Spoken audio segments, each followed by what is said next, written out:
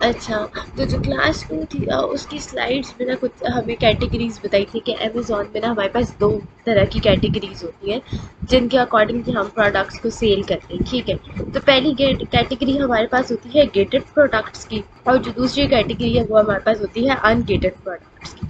अब gated category क्या है, अनगेटेड कैटेगरी क्या है? गेटेड में ये होता है ना कि हमें अमेज़न से परमिशन लेनी पड़ती है कि हम ये प्रोडक्ट सेल करना चाहते हैं, ठीक है? मतलब उससे अप्रूवल लेना पड़ता है।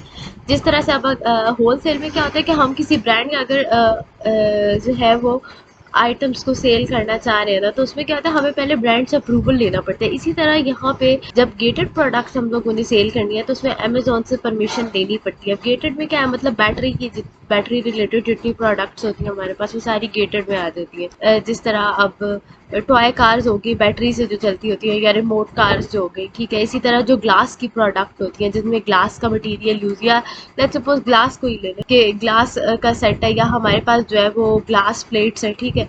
तो वो क्या होता है, वो हमारे पास गेटेड में आती है कि हमें उसको डिलीवर करने के लिए जो है वो एक अलग से जो है वो उसकी पैकेजिंग बहुत प्रॉपर तरीके से करनी पड़ती है। इसी वजह से उन प्रोडक्ट्स को ना हम गेटेड कहते हैं कि हमें अमेजोन से पहले परमिट, जब तक अमेजोन हमें परमिट नहीं करता कि हम उनकी प्रोडक्ट्स को सेल करने, तब तक हम उनको सेल नहीं कर सकते। और अनगेटेड वो होती हैं जिसमें हमें अमेजोन के अप्रूवल की ज़रूरत ही नहीं पड़ती। जिस तरह से अब टॉयज़ है ना, अब टॉयज़ देखा जाए तो हमारे पास रिमोट कंट्रोल कार्स भी आती हैं, उसी में स्टफ़ टॉयज़ भी आ जाते हैं। मतलब भालू हो गया जिसमें सेल्स वगैरह ना यूज़ हो, ठीक है? डॉल्स हो गई, या छोटे जो प्लास्टिक के बच्चों के सेट्स होते हैं, ये किचन सेट हो गया, ठीक है? हाउस डॉल हाउस हो गया, ये सारी चीज़ें हमारे पास किस में आ जाती हैं, अनगेटेड में आ जाती है, ठीक है? अच्छा, अब यहाँ पे ना हमें कैटेगरीज बताएंगे जो हम सेल करेंगे।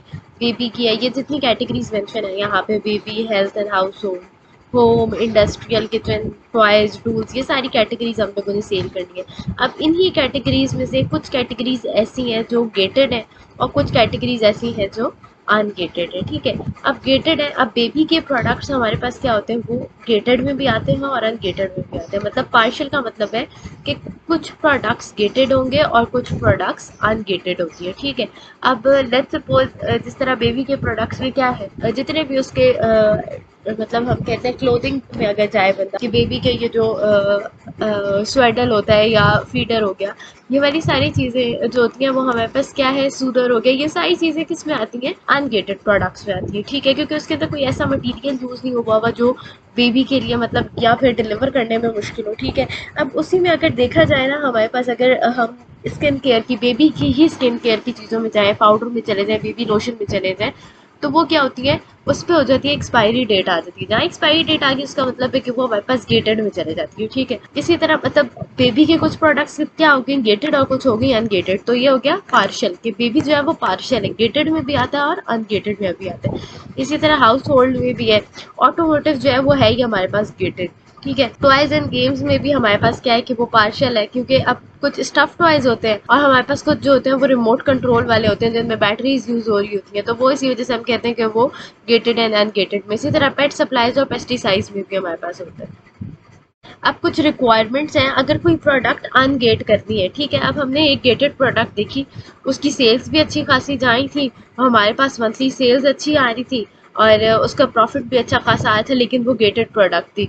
अब हम चाह रहे हैं कि उस प्रोडक्ट को अमेजोन से अनगेट करवा के, मतलब अमेजोन से परमिशन ले लें और फिर उसको हम अपने अकाउंट में सेल करें, यानी क्लाइंट के अकाउंट में सेल करें। तो उसमें क्या होता है कि फिर हमें क्या करना पड़ता है कि अमेजोन को पूरा फुल ब्रांड या उसके जो ऑथराइजेशन लेटर होता है वो सेंड करना पड़ता है, जितनी भी इनवॉइसेस उससे रिलेटेड होती है वो सारी देनी पड़ती है, प्रोडक्ट की सारी डिटेल्स देनी होती है, पिक्चर्स उस प्रोडक्ट की, मतलब हर चीज़ अमेजोन को दिखानी पड़ती है। फिर जब अमेजोन अप्रूवल देता है तो उसके बाद मतलब हम उस प्रोडक्ट को जो है वो सेल कर सकते हैं। अब यहाँ पे एक चीज़ है, यहाँ स्लाइड्स में शायद मेंशन नहीं की हुई, वो ये थी कि प्राइवेट लेबल में ना हम लोग अगर कोई प्रोडक्ट अनगेट करवाते हैं ना, तो उसमें क्या होता है, सिर्फ एक प्रोडक्ट अनगेट होती है।